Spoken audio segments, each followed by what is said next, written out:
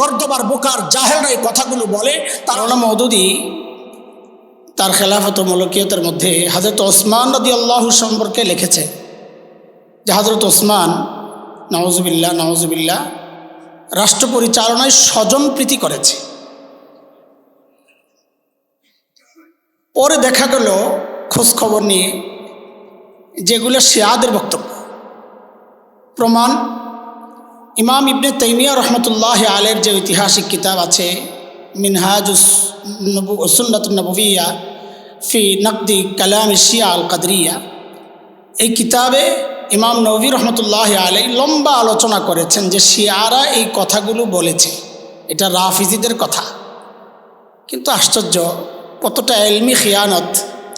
মাওলানা মওদুদিকে বাঁচানোর জন্য তার অনুসারীরা আমাদের এই প্রশ্নগুলোর জবাব দিতে গিয়ে বলেছেন এই কথা তো ইমাম নবীও বলেছে, অথচ ইমাম নবী বলেছে এটা শিয়াদের কথা, কিন্তু ওই যে কিতাবে আছে নবীর, এটারে ইমাম নবীর বক্তব্য বইলা বাজারে চালায় দিচ্ছে। এই ইলমি খিয়ানত তারা করে যাচ্ছে। আমাদের স্পষ্ট কথা, স্পষ্ট পেগাম, উলামায়ে দেওবন্দ যে ভিত্তির উপর দাঁড়িয়ে আছে সেই ভিত্তি সাহাবায়ে কেরামকে আমরা কোনোভাবেই কলুষিত হতে দিতে পারি না। কারণ তারা হামালাতুদ্দিন, দ্বীনের বাহক। তারা বাহককে যদি দুর্বল করা হয় গোটা দ্বীন আক্রান্ত হবে।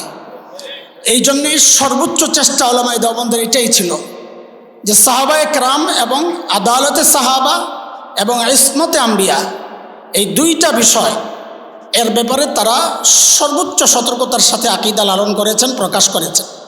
দেখেন ছোট্ট করে একটা কথা বলে আমি কথা শেষ করব। উহুদের যুদ্ধে সাহাবায়ে কেরাম আমরা মাসুম মনে করি না সাহাবীদেরকে, উলামায়ে দেওবন্দ সাহাবীদেরকে মাসুম মনে করেন না, সাহাবীদের ভুল হয়েছে আমরা মাগফুর মনে করি, আল্লাহ ক্ষমা করেছেন। কোরআন আল করিমের মধ্যে সাহাবীদের ভুলগুলো যখন আল্লাহ বর্ণনা দিয়েছেন, যেমন উহুদের যুদ্ধের একটা সাহাবীদের ভুল সম্পর্কে আল্লাহ বলতে গিয়ে আল্লাহ কি বলেন, ইন্নামাস্তাজাল্লাহুমুশ শাইতান। আল্লাহ এই ভুলের নিসবত সাহাবীদের দিকে না করেছেন শয়তানের দিকে, যে এই পদস্থলন শয়তান ঘটিয়েছে।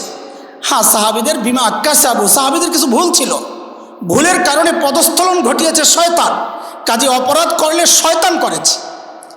এখন হয়তো কেউ প্রশ্ন করবে, এর আগেই তো আয়াতে আসছে ওয়া আসাইতুম মিন বাদি মা আরাকুম মা তুহিব্বুন, তোমরা নবীর নাফরমানি করেছ। দেখেন ইসিয়ান মানি হুকুম অমান্য করা, ইসিয়ান মানি গুনাহ করা না। আল্লাহ তাআলা হযরত আদম সম্পর্কে বলেছেন ওয়া আসা আদম রাব্বাহু ফাগাওয়া, ইসিয়ানের নিসবত আল্লাহর নবীর দিকেও করেছেন। এই ইসিয়ান মানি হচ্ছে হুকুম অমান্য করা, এটা স্পষ্ট ক্লিয়ার থাকা দরকার। হুকুম অমান্য মানি গুনাহ না।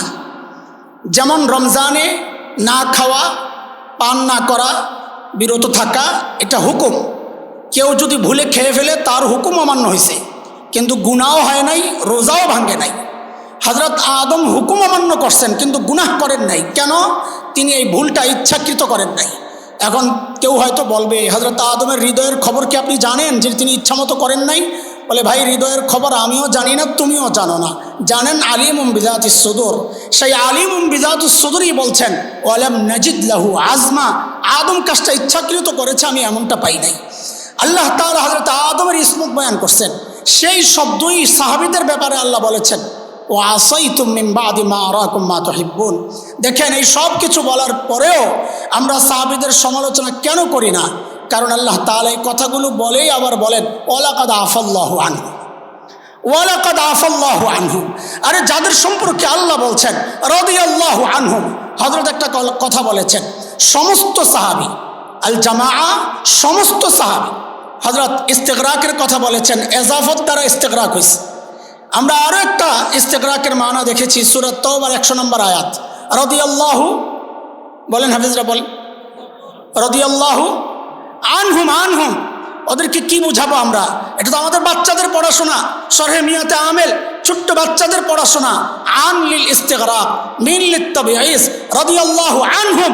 আল্লাহ কোন কোন সাহাবীর উপর সন্তুষ্ট ছিলেন বিষয়টা এমন না, আল্লাহ সমস্ত সাহাবীর উপর সন্তুষ্ট ছিলেন। এটা আহলুস সুন্নাহ ওয়াল জামাতের আকীদা, এটা উলামায়ে দেওবন্দের আকীদা।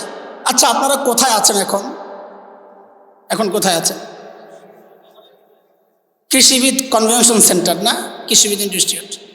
এখন কেউ যদি বলে এ হুজুররা মিথ্যা কথা বলে, আমরা আছি বাংলাদেশে, কথাটা কেমন হবে? কেমন হবে? কিছু বোকা আছে, আমরা যখন বলি আমরা ওলামায়ে আহলুস সুন্নাহ ওয়াল জামাতের আকীদা লালন করি, তো বলে কোরআন হাদিস ছেড়ে দিয়া ওলামায়ে দেওবন্দের আকীদা লালন করে।